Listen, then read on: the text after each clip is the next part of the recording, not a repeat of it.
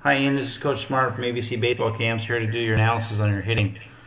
We're going to talk about your setup, your swing plane, your position at contact, how you get your lower half involved, and then your finish.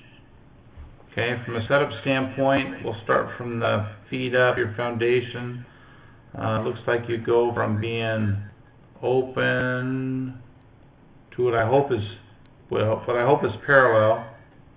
It's hard to tell on this angle from the camera.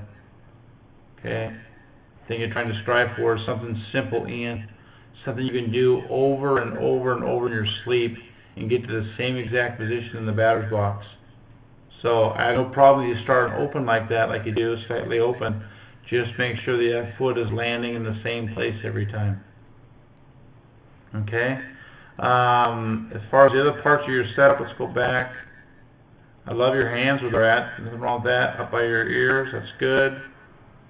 Your width of your body, your legs, that's really good. So it looks like you're nice and square to home plate. That, you're a little open here from the standpoint of when you get your foot down. So let's talk about that foot landing the way it does, okay, as you come forward. Then we'll go to your swing plane. Okay, so right there, your back foot looks like it's like that a little bit. Still pretty parallel, pretty square. Your front foot should mirror your back foot. Okay, you've already got it open pretty severely. Okay, which is going to allow that front hip to open up early too. And that's what I'm a little bit concerned about, is that front hip opening up a little bit early. Okay, so my suggestion would be just try to, when you take your load and your stride, try to get your back foot to mirror your front foot. Okay? From a swing plane, that's right there, man, that's pretty darn good. Take a big steel rod, drive it through your shoulder. You would go right through your elbow and right through your knee. So you're what we call a connected hitter. Hitting instructors love, coaches love connected hitters. You're a connected hitter. That's very good. Your swing plane is downhill to the point of contact. Looks like it levels out right when it's supposed to. It stays right on that plane. Very, very good right there. Your position of contact is textbook. Good L. Right arm pretty straight. I like that.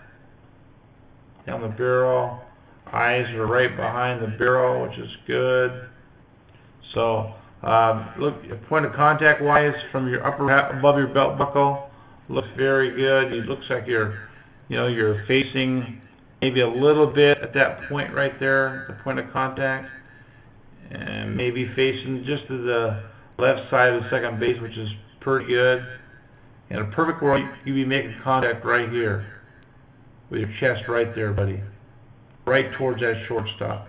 That's having your chest that way, not rotating that upper body as much, is going to give you the ability to hit the ball on the outer half. You start seeing 85 and 90 miles an hour in high school in the outer half.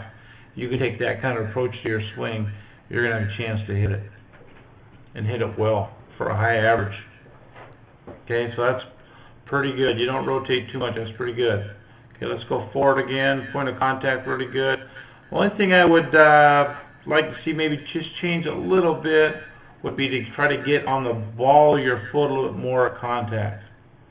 Right now you're right on your toe. I like to see that heel back a little bit and you be on the ball of your foot there. That would give you the ability, Ian, to drive this knee harder down like you're supposed to the inside of that front foot. Okay, now we're going to watch your front foot here and see if it looks like it's trying to peak or not. Okay, sorry about that. Line machine screwing up on me. Probably the operator. Let's see here. There we go. There we go.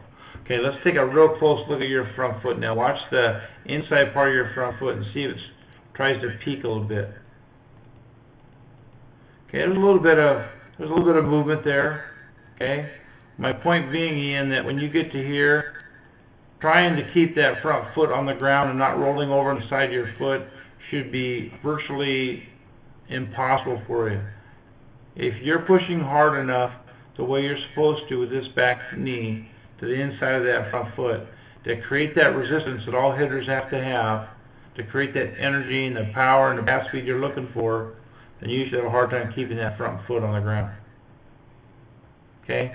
And you'll be able to drive more energy and drive that backside towards that baseball if you can get that foot a little more in the ground. Stay connected to the power source. Power comes from the ground. Think about shooting a cannon out of a canoe. Wouldn't go very far if it's not connected.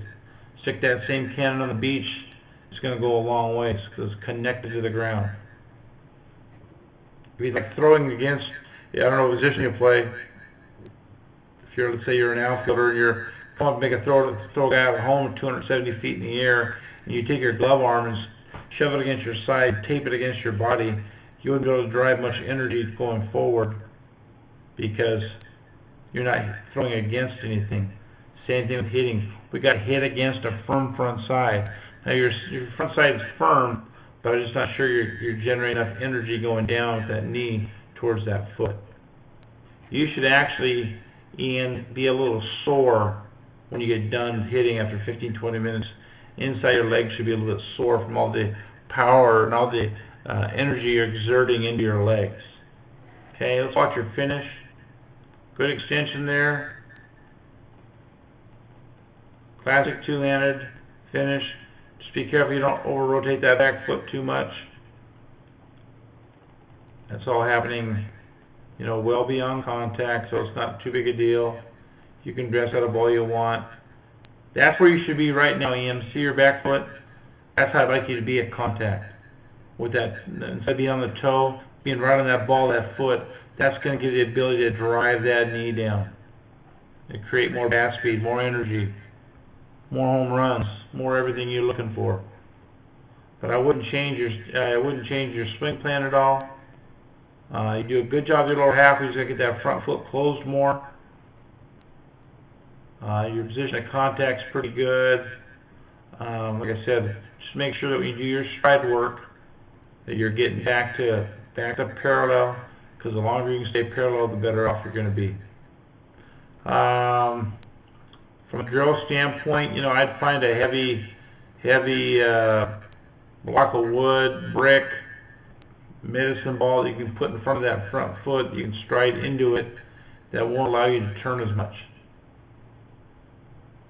If you're outside, nail a 2x4, you know, a couple inches in front of your foot. So when you stride right against that 2x4, so your foot can't open up, and see what difference it is when you're hitting against a firm front side. But other than that, Ian, I wouldn't change too much, bud. Have a great summer and look forward to seeing you at another ABC baseball camp. Thank you.